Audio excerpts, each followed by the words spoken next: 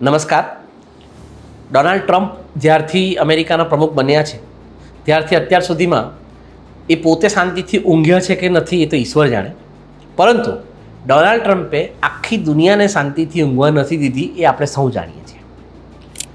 પહેલાં ટેરિફ કરીને કે પછી યુદ્ધ કરીને કે પછી અમુક દેશો પર હુમલા કરીને કે એ દેશોને પોતાના તાબામાં કરીને ટ્રમ્પ સતત કંઈ ને કંઈ ડબકા મૂકતા જ રહ્યા છે. એવું જ એક નવું ડબકું એમણે તાજેતરમાં મૂક્યું છે, જો કે આ ડબકું એમણે એમના દેશના જ એક પ્રક્રિયા કે એમની સિસ્ટમ વિશે મૂક્યું છે.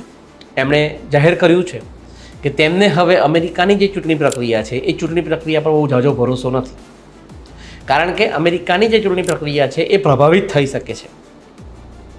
સાથે ટ્રમ્પે યાદી પણ આપી કે રશિયા, ચીન, ઈરાન, ઉત્તર કોરિયા જેવા દેશો કે પછી અમેરિકામાં જ કામ કરતા NGO જે ટ્રમ્પની વિચારધારાની વિરુદ્ધમાં છે એ લોકો આગામી જે અમેરિકાની ચૂંટણી છે એને પ્રભાવિત કરી શકે છે. હવે આમ જોવા જઈએ તો અમેરિકાના કાયદા મુજબ તો ટ્રમ્પ આવતી ચૂંટણીમાં ઊભી રહેવા માટે જ એલિજિબલ નથી, પરંતુ છતાં પણ ટ્રમ્પ જેવા મહાન લોકતાંત્રિક વ્યક્તિને, જેને લોકતંત્રમાં અખૂટ શ્રદ્ધા છે અને એમણે અનેક દેશોમાં લોકતંત્રની સ્થાપના કરાવી, એ મહાન લોકતાંત્રિક નેતાને હવે એવો ડર લાગી રહ્યો છે કે અમેરિકાની ચૂંટણી પ્રક્રિયા આનાથી પ્રભાવિત થઈ શકે છે. ખેર, અમેરિકાની ચૂંટણી પ્રક્રિયા જે છે એ ચૂંટણી પ્રક્રિયા બાબતે અમેરિકાની જે સિસ્ટમ છે અથવા તે સિસ્ટમમાં જે કામ કરનારા લોકો છે જે અથવા જે ઓફિશિયલ્સ છે એમનું તો કહેવું છે કે અમેરિકાની ચૂંટણી પ્રક્રિયામાં કોઈ વાંકો વાર પણ કરી શકે એવી સ્થિતિ નથી. અમારી એટલી મજબૂત નજર છે કે એ નજર અંતર્ગત અમેરિકાની ચૂંટણીમાં એક વોટ પણ આમથી તેમ થઈ શકે એવી સ્થિતિ નથી. એટલે હવે આ મામલે અમેરિકાની જે સિસ્ટમ છે એ સિસ્ટમ અને ટ્રમ્પ આ બંને એકબીજા ઉપર આરોપ પ્રત્યારોપ કરી રહ્યા છે. ખેર, આ બધા વચ્ચે એક ઇન્ટરેસ્ટિંગ બાબત જોવાની એ થાય છે કે આટલો મોટો વિશ્વનો લોકશાહી દેશ છે, આમ જોવા જઈએ તો ઘણી જૂની લોકશાહી પણ છે, એ લોકશાહી જે છે એને ચૂંટણી પ્રક્રિયા પ્રભાવિત થવાની શું કામ એને ડર લાગી રહ્યો છે. એના કારણો પણ આમ જાયઝ છે, કારણ કે અમેરિકાની જે ચૂંટણી પ્રક્રિયા છે એ ચૂંટણી પ્રક્રિયા બીજા અનેક દેશો કે ભારતથી અત્યંત જુદી પ્રક્રિયા છે. અમેરિકાની જે ચૂંટણી પ્રક્રિયા છે એ 3 પદ્ધતિઓથી થાય છે. આપણે બહુ જ આમ જોવા જઈએ તો નસીબદાર લોકો છીએ, અથવા આપણી સિસ્ટમ અથવા આપણી સરકાર ખૂબ સારી રીતે કામ કરી રહી છે. 1947થી લઈને અત્યાર સુધીની જેટલી સરકારો આવી એ સરકારોએ આપણા ઇલેક્શન કમિશન ઓફ ઇન્ડિયાને અથવા આપણી ચૂંટણી પ્રક્રિયાને સતત ઇમ્પ્રોવાઇઝ કરી છે, જે અંતર્ગત આપણે ત્યાં એક જ ચૂંટણી પંચ છે, ઇલેક્શન કમિશન ઓફ ઇન્ડિયા, અને એ ચૂંટણી પંચ અંતર્ગત કાશ્મીરથી લઈને કન્યાકુમારી કે આ બાજુ દ્વારિકાથી લઈને છેક આસામ સુધી એક જ સંસ્થા અંતર્ગત ચૂંટણીઓ થાય છે.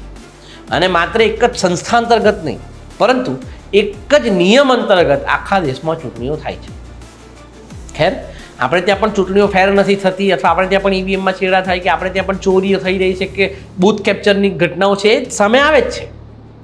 કોઈ પણ લોકશાહીમાં આ બધા પ્રકારની ફરિયાદો અથવા આ બધા પ્રકારની ઘટનાઓ પ્રકાશમાં આવતી જ હોય છે, પરંતુ છતાં પણ કમ્પેરેટિવલી આપણે અમેરિકા કરતાં આ બાબતે સારા છીએ કે આપણે એક જ ચૂંટણી પંચ અંતર્ગત આપણી ચૂંટણીઓ યોજીએ છીએ. જ્યારે અમેરિકામાં 50 રાજ્યો છે અને 50 રાજ્યોને પોતપોતાની રીતે ચૂંટણીઓ યોજવાની, પોતપોતાની પ્રક્રિયાથી ચૂંટણીઓ યોજવાની અને પોતપોતાના નિયમોથી ચૂંટણીઓ યોજવાની સત્તા મળેલી છે. આ કારણોસર એક જ યુનિફોર્મિટી અંતર્ગત ત્યાં ચૂંટણીઓ થતી નથી. આ ઉપરાંત આપણે ત્યાં એક જ EVM પ્રક્રિયાથી અને જે પોસ્ટલ બેલેટની જે પ્રક્રિયા છે, અલબત્ત પોસ્ટલ બેલેટની પ્રક્રિયા છે આપણે ત્યાં બહુ નાની પ્રક્રિયા છે અને એના માટે બધાને અધિકાર મળતો નથી. જે સામાન્ય લોકો છે, સામાન્ય લોકો તો હંમેશા EVMથી જ મતદાન કરે છે, પરંતુ સ્પેશિયલ કેસમાં પોસ્ટલ બેલેટથી આપણે ત્યાં મતદાન થાય છે, પરંતુ એની ટકાવારી બહુ ઓછી છે. અમેરિકામાં 3 જુદી જુદી પદ્ધતિઓથી ઇલેક્શન થાય છે, જેમાં બેલેટ પેપરની તો એક આખી પ્રક્રિયા છે જ, એ ઉપરાંત ત્યાં EVM સિસ્ટમ પણ છે જ, અને ત્યાંના અમેરિકાના લોકો જે સૌથી વધુ પ્રિફર કરે છે એ મેલ ઇન બેલેટ, એટલે કે પોતાના ઘરેથી જ ઈમેલના માધ્યમથી ચૂંટણી પ્રક્રિયામાં ભાગ લેવાની એક આખી પ્રક્રિયા ત્યાં ઉદ્ભવે છે. અને ટ્રમ્પ આની કંપનીને આ મેલ ઇન બેલેટની જે આખી પદ્ધતિ છે એ પદ્ધતિની સામે બહુ વાંધો છે અને ફરિયાદ છે કે એમનું કહેવું છે કે આ મેલ ઇન બેલેટની જે આખી પ્રક્રિયા છે એ પ્રક્રિયામાં રશિયા, ઈરાન કે પછી કોઈ પણ દેશ ચંચુપાત કરી શકે છે અને આપણી ચૂંટણીને પ્રભાવિત કરી શકે.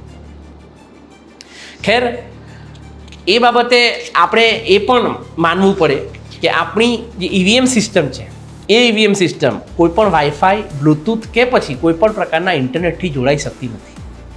આપણું જે ઈવીએમ છે એ એકદમ સ્વતંત્ર મશીન છે અને એ સ્વતંત્ર મશીન અંતર્ગત જ આપણી ચૂંટણી થાય છે.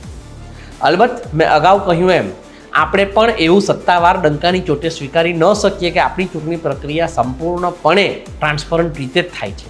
કારણ કે જો બૂથ કેપ્ચરિંગ થતા હોય, અને બૂથ કેપ્ચરિંગ તાજી વિધાનસભાની ચૂંટણીઓમાં પણ આપણે જોયું જ છે કે આખી વિધાનસભાઓમાં પાછી ચૂંટણી કરાવવી પડી. એવી જ રીતે અન્ય કેટલીક ફરિયાદો છે જેમાં ગોસ્ટ વોટિંગ છે કે આ બધું ચાલતું રહેતું હોય છે. પરંતુ તો પણ આપણે ત્યાં ઈવીએમ મશીન, ધારો કે આપણે ત્યાં સિસ્ટમ એવું નક્કી કરે કે અમારે ડંકાની ચોટે ચૂંટણી કરવી છે, તો ઈવીએમ મશીનમાં કોઈ પણ પ્રકારે ચીડા થઈ શકે એવી આપણે ત્યાં સિસ્ટમ નથી. પરંતુ અમેરિકાના ઈવીએમ કદાચ કોઈ ધારે તો હેક થઈ શકે એવી પણ સિસ્ટમ છે. ખેર, અમેરિકાની આંતરિક સિસ્ટમ જે સિક્યુરિટી છે, સાયબર સિસ્ટમ, એ અત્યંત સજ્જડ છે. એટલે ત્યાં એમના મનમાં પણ વિચાર ન આવે કે કોઈ આ ચીડાની સાથે કરે, કારણ કે જો ચીડા કરવા ગયું તો ઈવીએમ તો થશે ત્યારે થશે, પણ એ વ્યક્તિના છોતરા ઉતારી નાખે. ખેર, ત્યાંની પ્રક્રિયા અને આપણી પ્રક્રિયા જુદી છે. અગાઉ કહ્યું એમ ત્યાંના 50 રાજ્યો જુદી જુદી પદ્ધતિથી, પોતાની જુદી જુદી રીતથી અને પોતાના જુદા જુદા નિયમથી ત્યાં ઇલેક્શન કરાવે છે. પરંતુ આ જે રીતે ટ્રમ્પ 2 દિવસથી કકળાટ કરી રહ્યા છે કે આપણા પણ ચૂંટણી પ્રક્રિયામાં કે આપણી ચૂંટણી પ્રક્રિયામાં ચીડા થઈ શકે છે, તો એ ટ્રમ્પની વાત પરથી આપણે એટલું તો સમજવાનું થાય છે કે કાગડા બધે જ કાળા છે. માત્ર ભારતમાં જ ઈવીએમને લઈને કે ચૂંટણી પ્રક્રિયાઓને લઈને કકળાટ થાય એવું નથી. અને આપણે ત્યાં તો વિપક્ષો કકળાટ કરતા હોય છે. સત્તા પક્ષ ક્યારેય નથી કહેતો કે ઈવીએમમાં ચેડા થઈ શકે છે અથવા ચૂંટણીમાં ચેડા થઈ શકે છે.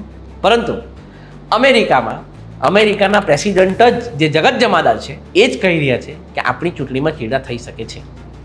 નમસ્કાર.